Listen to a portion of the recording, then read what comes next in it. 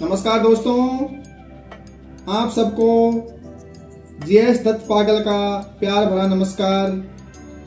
आज हम जीवन से जुड़ी एक महत्वपूर्ण घटना पर बात करेंगे जो हमारे जीवन को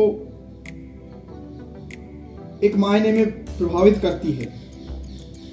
तो कौन सी ऐसी एक घटना है जो हमारे जीवन को जाने अनजाने में प्रभावित कर सकती है और उस पर हमें गौर करना चाहिए, क्योंकि वो हमारे जीवन का एक बहुत ही अहम हिस्सा है।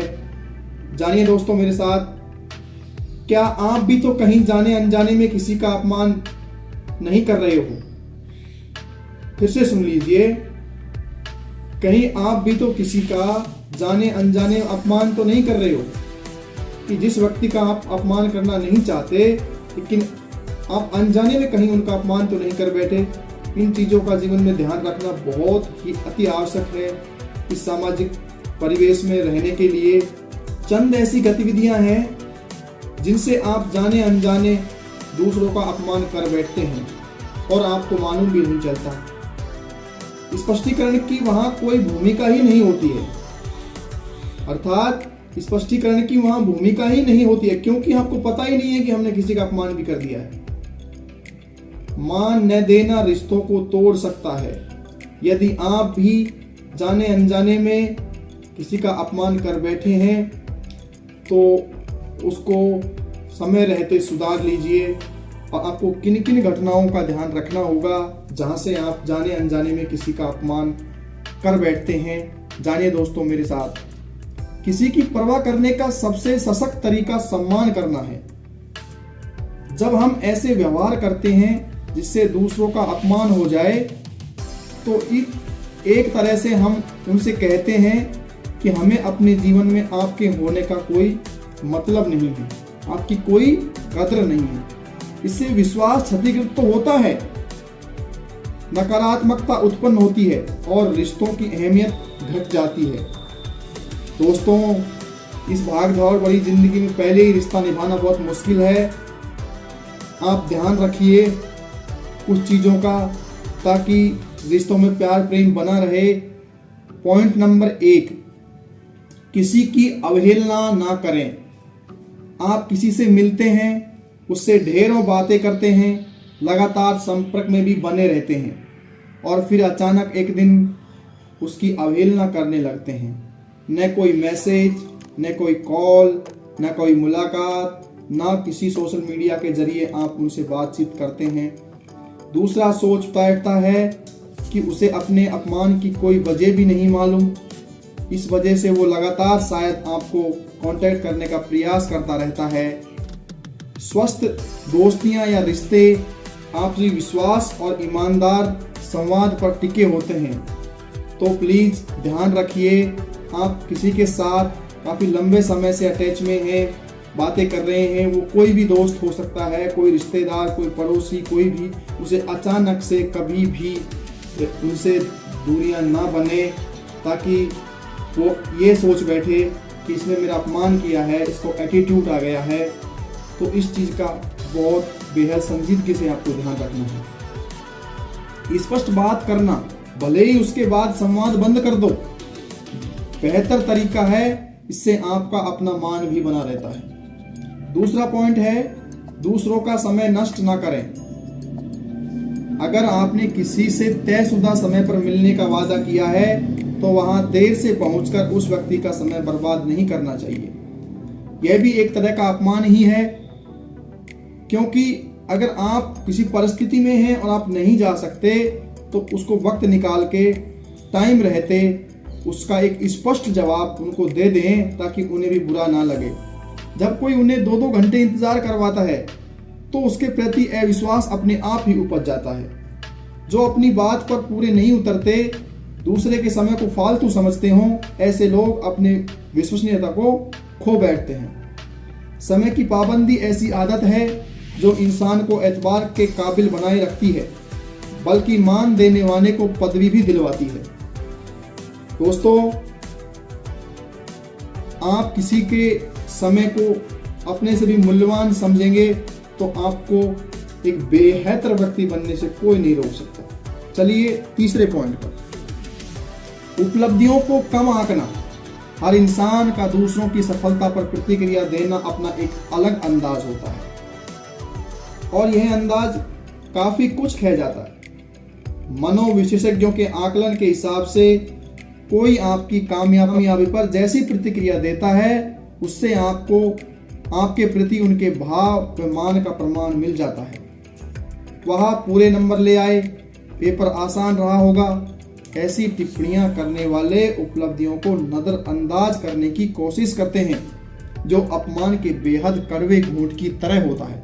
आपने कोई प्रसिद्धि प्राप्त की है, कोई ख्याति प्राप्त की है, कोई उपलब्धि प्राप्त की है, एक व्यक्ति आपको सराहना कर रहा है दूसरा वे में, और एक व्यक्ति आपको की उपलब्धि के पीछे नकारात्मकता ढूंढ रहा है, तो वो एक ऐसा अपमान है जो एक जहर की घूंट की तरह होता है।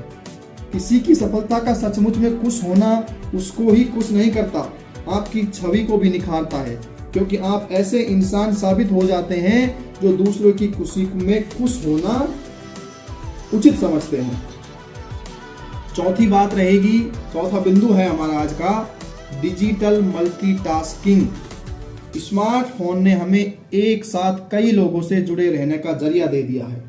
आप एक साथ 2-3 लोगों को मैसेज कर रहे हो सकते हैं, कोई मेल लिख रहे हो सकते हैं, और संभव है उसी बीच कुछ पढ़ भी रहे हो।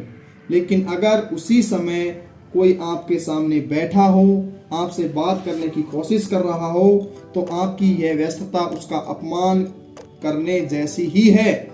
वो जो भी कह रहा हो, आपसे समय लेकर कहने आया हो, उसे सुनने की बजाय आप अपनी व्यस्तता में डूबे हो।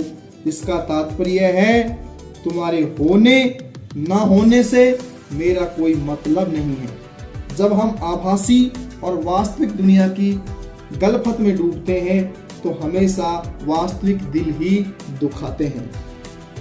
कोई आपकी कितनी परवाह करता है, इसका पता इस बात से चलता है कि आपसे बात करते समय वो अपने फोन या लैपटॉप से कितनी दूरी बनाए हुए है, अन्य कामों से कितनी दूरी बनाए हुए है।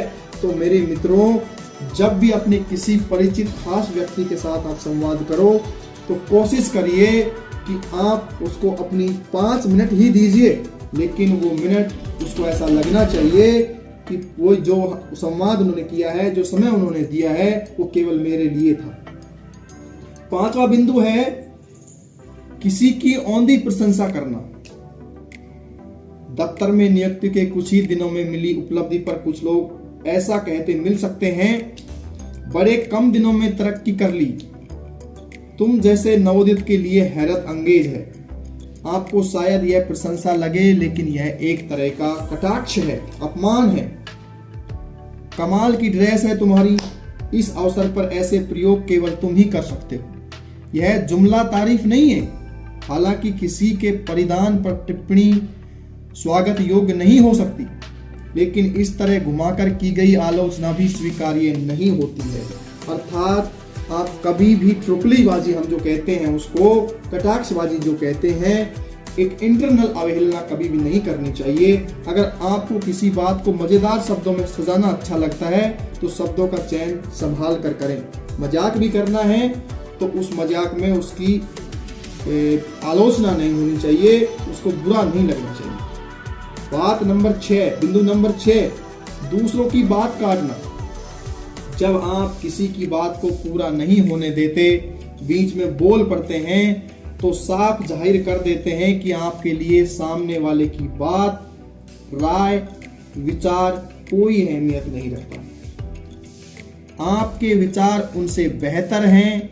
आप अपनी बात बीच में रखकर यह साफ कर देते हैं कि आपका बोल लेना काफी है, सामने वाले को कुछ बोलने की जरूरत नहीं है। यह स्पष्टतः दूसरे का अपमान है। इतना ही नहीं, इससे आपकी छवि बेकार बनती है, घमंडी बनती है, हावी होने वाली बनती है। स्वयं अनुशासन में जबरदस्त कमी रखने वाले शख्स की छवि आपकी पनप जाती है।